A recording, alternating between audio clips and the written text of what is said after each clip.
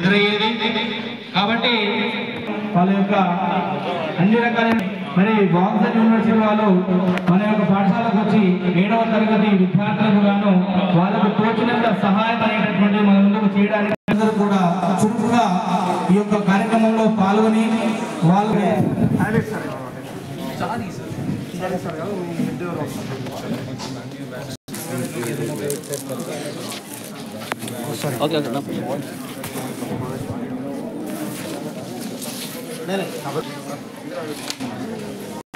the students of management,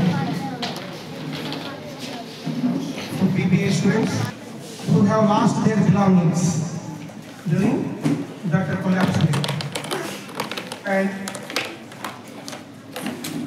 we also appreciate their effort,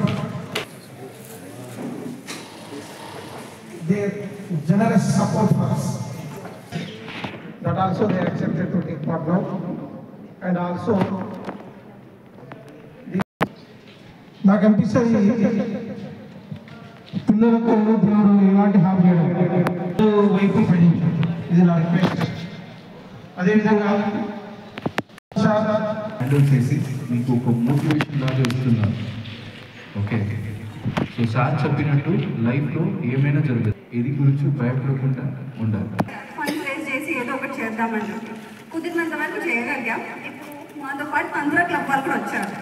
కానీ ఇవాళ వచ్చి కేవలం బ్యాగ్స్ డొనేట్ చేసి స్టేషనరీ ఇచ్చిపోవడానికి వచ్చామనుకుంటున్నారా? చెప్పండి.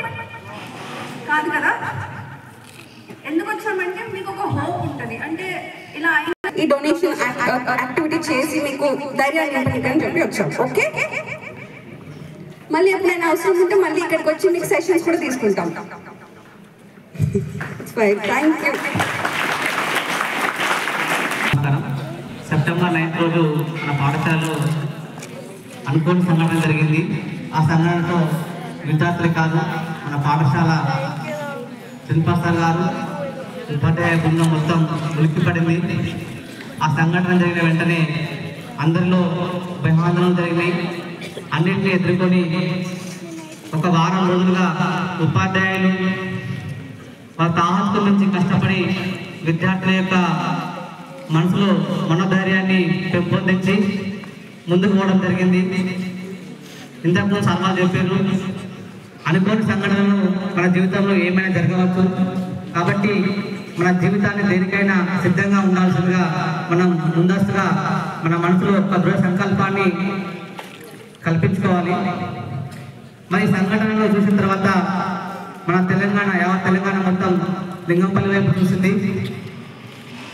తర్వాత మన లింగంపల్లి రూపురేఖలు మారిపోతాయేమో మన పాఠశాల ప్రిన్సిపల్ సార్ గారి కృషితో మరియు ఉపాధ్యాయుల సపోర్ట్తో మారిపోతుందని మనమందరం ఆశిద్దాం. ఇలాంటి సంఘటనలు చూసుకొని మన పక్కన ఉన్నటువంటి అతిపెద్ద ఓక్సన్ యూనివర్సిటీ సార్ వాళ్ళు విద్యార్థులకు చేయూతనివ్వడానికి ముందుకు రావడం అది నిజంగా గొప్ప మానవత దృక్పథానికి నిదర్శనం. వారికి నేను మనస్ఫూర్తిగా వారికి కృతజ్ఞతాలు తెలియజేస్తున్నాను. సహాయం చేయడానికి ముందు రావడం అనేటువంటిది అది సామాన్య విషయం కాదు.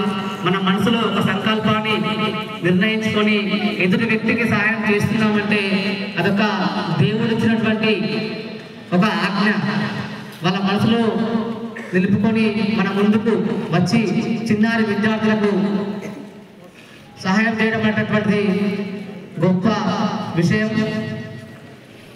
Thank you sir. Thank you very much. అందుకని ప్రిన్సిపల్ సార్ కూడా మాకు ఎప్పటికప్పుడు ఇన్స్ట్రక్షన్ ఇస్తూ బాగా వర్షాలు పడుతున్నప్పుడు ఆ 8th క్లాస్ వాళ్ళని ఆ ముందున్నటువంటి ఎల్ఐటీ బిల్డింగ్ లో పడుకోమని చెప్పి మేము అట్లాంటి భాషలు తీసుకున్నాము, ముందు జాగ్రత్తలు తీసుకున్నప్పటికీ